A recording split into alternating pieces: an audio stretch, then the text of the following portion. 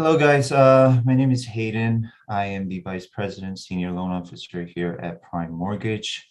Thank you for giving me the opportunity to be part of your meeting today. Um, for those of you who may not be aware, we are a licensed broker company specialized in residential loan mortgage. We work with 28 different wholesale lenders currently, both conventional and non-QM lenders. One of the benefits of working with a broker, I would say, obviously, is a pricing. Because we directly work with wholesale lenders, the pricing itself we get through a wholesale channel. So there's no application fee, no commitment fee, none of that, no underwriting fee, none of that applies here. One thing I can proudly say that we, we separate ourselves from other competitors is that we provide, excellent servicing. So we do follow up every day. We keep our client up to date, as well as the agent, which allows us to pretty much close loans within 15, 20 days. So that's one of the many benefits of working with a mortgage broker. I'm sure you guys were already informed by now, but so I just wanted to briefly touch on some of the updated guidelines here. Both the conforming and the high conforming limits have increased this year up to, the conforming limit is up to 647K. The high conforming loan limit is now up to $970,800. So I believe this marks like the 7th year where Fannie Mae and Freddie Mac actually increased the loan limit, right? Which is a good sign. It means that Fannie and Freddie, they're trying to loosen up the guidelines so that more people can qualify for conventional loans. So this is a great thing. Like I said, the guidelines have been loosening up every year, which is good for prospective buyers out there. As far as the 2022 outlook, things are not particularly looking good at this moment, to be honest with you. Obviously, we don't have that many inventories as of now. And the interest rate have gone up tremendously. Even before the Fed announced the rate hike, the rates have been going up. We're now close to 5% now. So combine that with low inventory and also the ongoing issue with the supply demand issue. All the building material costs have been have gone up, especially lumber and steel. So combine all these factors, yes, the people, it's more people less likely to be able to afford homes going forward. But that doesn't mean there's not going to be any buyers out there. There's always buyers out there. So, but at the moment, yes, due to the high interest rate, the increase in the interest rate and the low inventory, the housing affordability will obviously decrease going forward. I do want to say that though, the interest rate right now is you might think it's considered high, but when you think of overall the mortgage interest rate for the last 30 years, it's not considered high. We had points where we had 8%, 9% interest rate. People have this recency bias just because we had historically low interest rate over the last 2 years during the pandemic. Now 4.5, 5% is considered high. I don't think that's the way to go about it. We had interest rate close to 9% at one point. So it's definitely high compared to last year, but it's not the end of the world. 아이고, 눈부셔. Hey, Hayden. I don't know Yes. if others remember a time when interest rates used to be 18, 19, 20%. Oh, that's like Yeah. 80s, right? Right. So I jokingly said, oh, the interest rates are going up, but Right, you're right, correct. And right, thank you right. for clarifying that for everybody, because they're still low, but Yes, people's expectations are that it was going to stay, 2.5%, exactly, 2.75, 3% if I have crappy credit. They were exactly. going to, they had that hope that that was going to last forever. And I'm like, Right, right, yeah, right, right, right. didn't Yes, have, yes, doesn't yes, work like that. yes, indeed. Which actually leads me to what I really want to focus on talking about today is the niche programs. Now that housing affordability is going down, less people are likely to afford homes. These non-QM lenders, non-qualifying mortgage lenders are, starting to roll out these very attractive programs, no income programs to be exact. So one of the I want to talk about several programs that we have right now. One of them being is called a DSCR program. It's called Debt Service Coverage Ratio.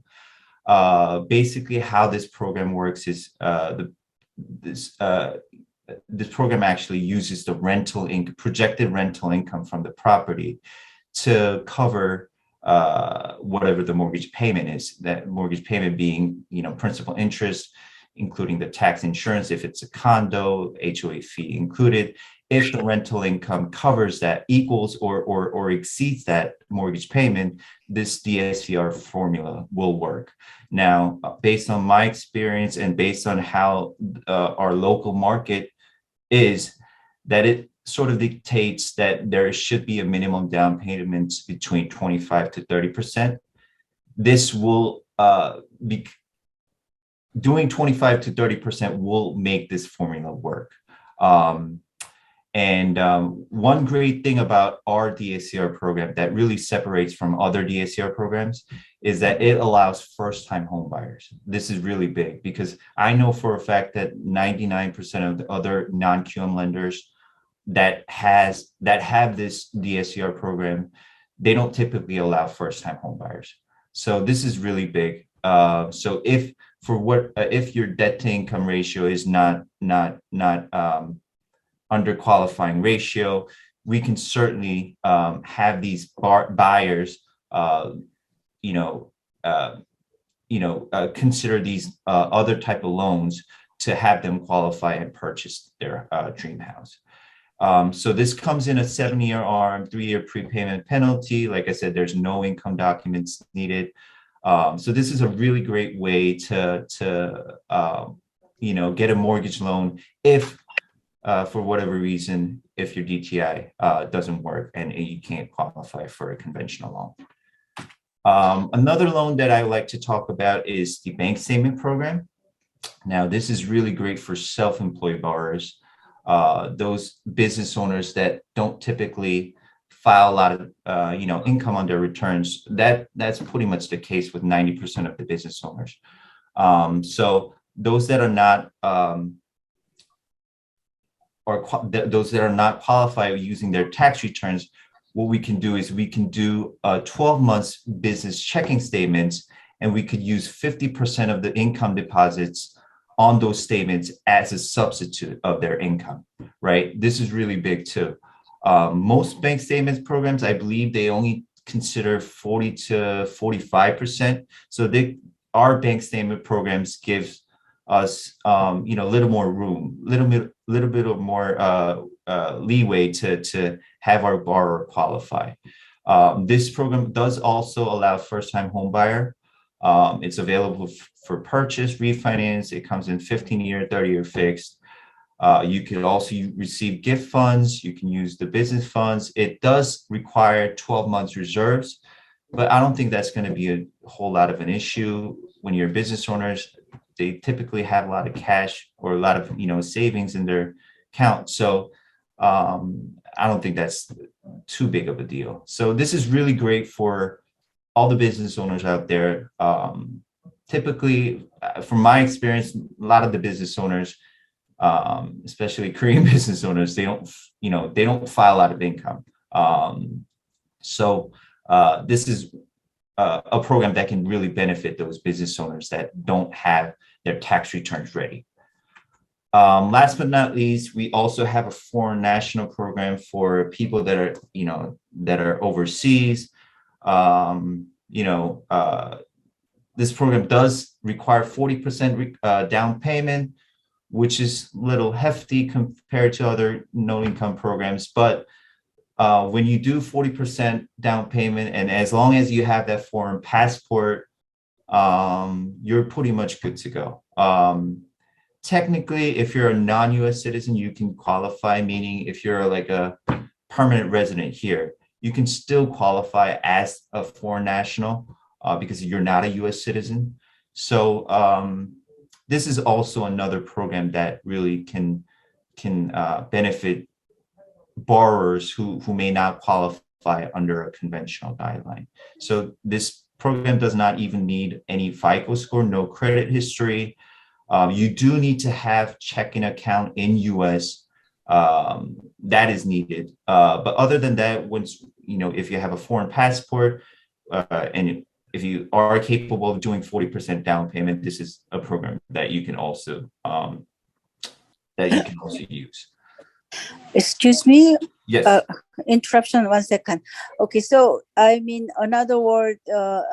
You mean what about in terms of rate?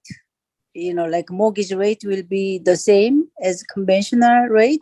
No, obviously, all these no income programs, no non-QM mortgages, they typically higher interest rate than that of a 30-year fixed. So for instance, the DSCR program, you're looking at around, I would say 5.875. I have to double check. Oh, so it must be, it's a it's a little rate. higher. Definitely, it's a little higher than that of a 30-year fix. But I mean, it's better than nothing. You can. So, for instance, those bank statement programs. Yes, that bank statement program does have higher interest rate than that of a typical 30-year fix, right? But what people can do is that they can purchase a home through this bank statement program. These business owners who don't typically have tax returns ready, they can always purchase a home through a bank statement program, and then 1 or 2 years later, if they they'll have to prepare their tax return, and what they can do is they can refinance to a conventional loan. So there's always options there. But what I'm saying is, if most typical business owners or people that are just not qualified under conventional guidelines, they have these other options where they can still purchase a home right now, rather than having to wait 1 or 2 years to prepare their tax return, is what I'm trying to say. Thank you. Okay, thank you. Yep, obviously, but the interest rate, yes, you're going to have to expect a little higher than that, than the 30-year fixed rate, which is around 5% right now too. So, one other program that I like to talk about is the Prime Jumbo program that we have. Our Jumbo program now allows as low as 3.5% down payment up to 96.5 LTV for homes up to 1.5 million. So obviously, if you do the minimum down payment for a jumbo loan, the interest rate is going to be really high. So I wanted to give you a sample scenario where a 1.5 single family home with 20% down payment, the loan amount is going to be 1.2 million. Based on yesterday's pricing, you could expect something around 5%, which is pretty good considering how the 30-year fixed conventional loans are right now, high 4%, 5%. So this is something that a lot of potential buyers that are trying to buy homes that are over $1 million can really use. And also, if you do 25% down payment, we have what's called 10-year interest only payment program, where you can actually, for the first 10 years, you could only pay the interest during that period. And if you're a savvy investor, you could use that other funds to invest in other real estate or other commodities or stocks. So this gives you a flexibility. If you do up to 25% down payment, yes, you could have an option of 10-year interest only payment here. We also have the MI Buster, where up to 89 LTV, if you do, 11% down payment, 12% down payment, you could actually avoid mortgage insurance. This does require minimum 200K loan amount, but that's certainly these kind of programs always help in terms of the eligibility, because if you eliminate that MI, you could reduce that ratio. Possibly, if your ratio is like maxed out, if your DTI ratio is maxed out, you could really mortgage insurance, getting rid of that mortgage insurance can really help and have you qualify as to when if this I don't know how much the MI will be, but that could potentially decide whether or not you could qualify for the loan. So these kind of MI Buster where you could eliminate the mortgage insurance, that could certainly also help as well. Okay, question, Hayden? Yeah. So for jumbo, prime jumbo, this kind of loan, of course, income has to be qualified, of course, right? Yes, yes, of course, yeah. So pretty much like, for example, doctors or high income professionals, mostly, right? I wouldn't. Well, yes. When you're talking about loan amount, high conforming loans, the jumbo loans, yes, you're dealing with loans from 900K to over $1 million. So yes, the income has to be there to have that DTI ratio work. Yeah. Okay. And last but not least, I just wanted to go over like some of the promotions that we have ongoing right now. We actually have the appraisal fee program, promotion, I should say, where we could waive up to $600 on any appraisal. And for those of you who need need credit reports for rental purposes, we could always provide credit reports for that too as well. So if you guys have any questions or concerns regarding mortgage, please give us a call. And yep, that's it. Okay, since we have a little time left, can we go back to the formula that you showed? The NOI over debt service, whatever you call that? Yeah, this one. Okay, good. Yeah, debt service coverage ratio. Debt service coverage ratio. So basically, you're talking about net operating income is equals to the projected rental income. Yeah, the market value, the projected market rental value, rental income of the subject property. So that has to pretty much equal or exceed the mortgage payment on that property. Then this formula will go through. So based on my experience, yes, obviously, if you do like 10% down payment, that ratio is not going to work out. That formula is not going to work out.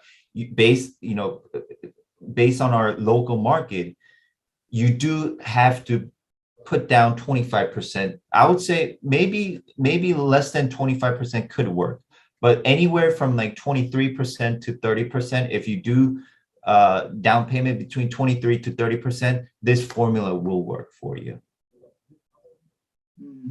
So this is another way of qualifying or getting purchasing a home if for whatever reason if you don't fit under the conventional guideline. Okay, and then again we are talking about investment property for this case, not the prime. It's an investment property, but technically, so under conventional guidelines, this is not conventional, but yes, this is an investment property, but it does allow first-time home buyers, which is important. So, but and to tell you the truth, even if you're purchasing it as an investment, you could technically live there as a primary. We're just using the project. That's why I mentioned projected rental income. So as long as that projected market rental income could equal or exceed the mortgage payment on that property, then you will be able to qualify. And the most important thing is that first-time homebuyer is allowed for this program, because I know for a fact that 99% of the other DSCR programs do not allow first-time homebuyers.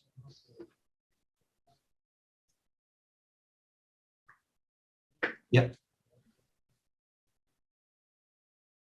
Okay, so any other questions from? Can you just give some examples? Like let's say So- net operating income is 60,000 per year. 16,000 per year? 60,000 per year, for Okay, example. 60,000 per year. Okay, so that's $5,000 Right. monthly rental income that we can use, right?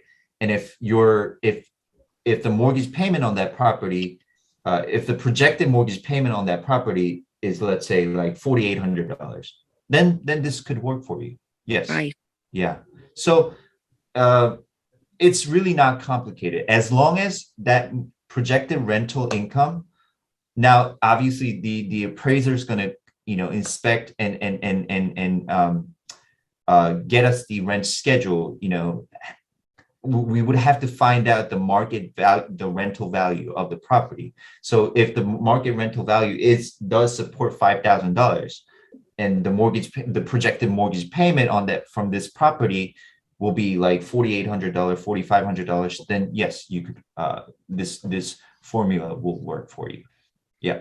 So if that's qualified that way, let's say qualified, I'm trying to buy a certain income, the investment property, then that means in this case, basically it's a no DAR program. It's a non-QM program, no income DAR needed. The only thing that the lender is considering is the rent value of the property. Rent to value, okay. Yes.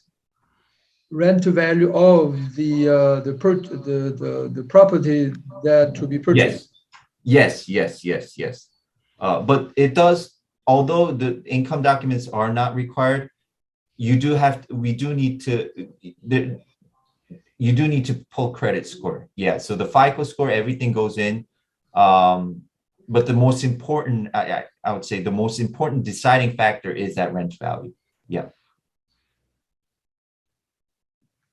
Okay, so all right. Any other questions from the participants today? Oh, I have a question. Can I have a question? Mm-hmm. Oh, okay. In terms of, getting a mortgage as a family, like a mother, daughter, son, sometimes they're all mixed up. Few years after or 1 year after, they can do mortgage assumption. Like, do you have this like a mortgage assumption criteria?